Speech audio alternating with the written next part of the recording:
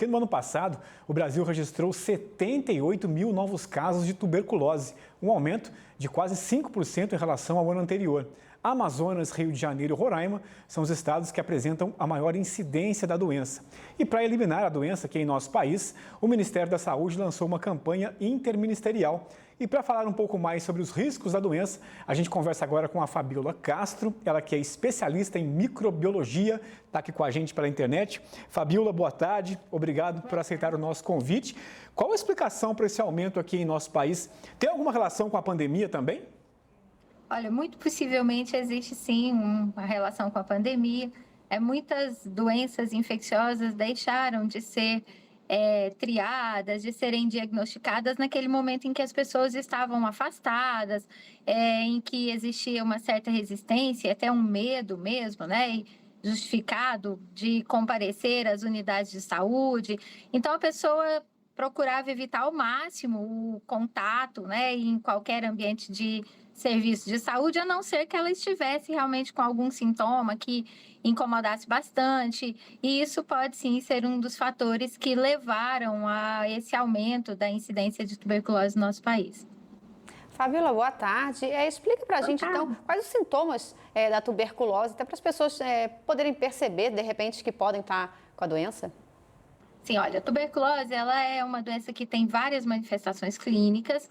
Entretanto, a mais frequente, a mais comum, e a mais conhecida é a tuberculose pulmonar. É aquela que também é responsável pela transmissão da infecção. As pessoas apresentam principalmente uma tosse persistente. Essa tosse pode ser seca ou não, ela pode ser uma tosse, né, com secreção, com catarro. E essa tosse persiste por mais de 3 semanas. Além disso, febre é uma febre que não chama muita atenção no início, é uma febre baixa, geralmente no final da tarde. Muitas vezes as pessoas nem percebem que estão fazendo febre. Perda de peso importante e os suores noturnos, é o que a gente chama de sudorese noturna. Essas são as principais manifestações dessa forma pulmonar. Ela também pode se manifestar de outras formas, né? Ela pode acometer outros órgãos, o que a gente chama de extrapulmonar. Essa já não tem sintomas que são tão característicos, mas a preocupante mesmo é aquela que a gente observou a incidência exatamente da forma pulmonar, que é essa que eu descrevi com a tosse, a febre e os suores noturnos. Fabíola, e existem pessoas de grupo de risco que são mais suscetíveis a essa doença? Sim, existem.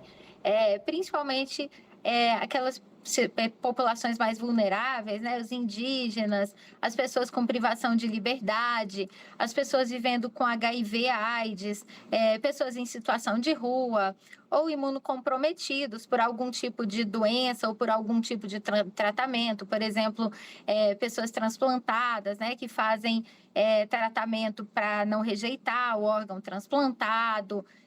As pessoas que têm alguma doença autoimune, aquelas doenças que as pessoas conhecem como doenças reumáticas e que também, em geral, fazem tratamentos com medicações que diminuem a capacidade de defesa do nosso organismo e, em função disso, essas pessoas acabam tendo um risco maior de desenvolverem a tuberculose. E, Fabíola, tem alguma maneira de prevenir a doença? Alguma maneira de evitar ou é só não ter contato com uma pessoa que esteja doente? Olha, é difícil a gente evitar o contato com a pessoa que esteja doente, porque muitas vezes a pessoa está doente e ainda não tem o diagnóstico, né? Então, a forma de evitar é realmente quando a pessoa que está doente, se ela sabe que ela está doente, ela iniciar rapidamente o tratamento, prontamente o tratamento, porque o tratamento, uma vez iniciado, ele reduz as chances de expelir a bactéria e de contaminar outras pessoas, o que a gente chama de toalete respiratória, de etiqueta respiratória, né, que é a pessoa colocar a mão na frente da boca, mas o ideal é colocar o antebraço na frente da boca e do nariz para tossir, porque ao tossir, se expelir algum bacilo, ele vai ficar no braço e aí não tem risco de transmissão. Para as pessoas que vão ter o contato com o doente, né, evitar uma proximidade muito grande, mas infelizmente você só consegue pensar na prevenção se você souber que a pessoa está infectada. E esse é um grande problema. Muitas vezes a pessoa tosse por 2, 3 semanas, expelindo o bacilo, com o risco de infectar outras pessoas, mas não tem uma forma de você fazer uma prevenção específica para a tuberculose, porque a pessoa não sabe que está doente e o que contato próximo, aquelas pessoas que convivem na mesma residência, trabalham no mesmo ambiente, né, estão na mesma escola, elas não conseguem evitar a proximidade com essa pessoa. Fabíola, só para a gente encerrar a nossa conversa aqui, por favor, rapidamente, eu até falei antes aqui sobre eliminação da doença. É possível eliminar essa doença aqui no Brasil? É possível. Sim, é possível. Ela é uma doença que é curável.